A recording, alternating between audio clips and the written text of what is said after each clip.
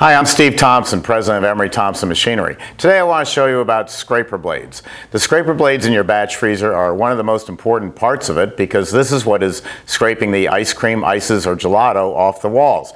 Here is our traditional 24-quart batch freezer dasher assembly. We've been making this for over 100 years, and there's a lot of these blades out here. This is what most of you have. Over the years we went from solid stainless steel to solid plastic to a combination of a very heavy stainless steel blade with a removable plastic insert.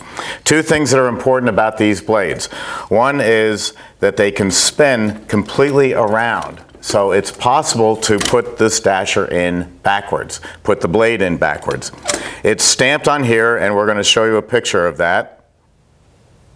You can see that it's stamped this side out. And so when you put this into the machine, we're going to be looking to read this side out. The other thing is when you replace the blades, please note that you'll see that this side is cut off at a sharp right angle. This is the front of the machine, or what I call the north end of the machine. And this angle is curved. This is what I call the south end of the machine. The curved part goes to the back of the machine so that it'll match the curvature of the barrel. So the one time that you replace the inserts after you've had them resharpened by us, and you put them back onto the plastic and you put the pins in, and then you're done, you're going to make sure that the curved end is to the back. And that's going to be true of all our blades that we're talking about today. So let's go over to a machine rather, and put that in. Now, I'm looking down from 12 o'clock down onto the machine, and it's stamped in the stainless steel. Let's show you a picture of that. You can see that it's stamped and says this side out. So I want to be able to read this side out. If the blade was flipped over like that, I can't read this side out, and the blade's not going to scrape the walls. So make sure it says this side out, and then before you finish putting the dasher into the machine, rotate it around and look at the other blade and see that it too says this side out. Then you're good to go. Now let's take a look at the other dasher that we use. This is the new design that is going out on all new Emery Thompsons, and these are spring-loaded. This is a 12-quart. We use this on the 6, 12, 24, and 44. The spring loading is really nice because no matter how much the blades wear, they're always going to scrape at 100% against the walls. So you don't have to sharpen these blades, but about maybe once every 6 years, and maybe replace the springs every couple of years.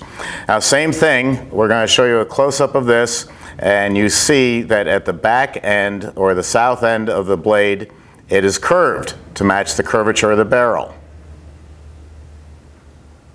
And then at the front end, it's cut off squared.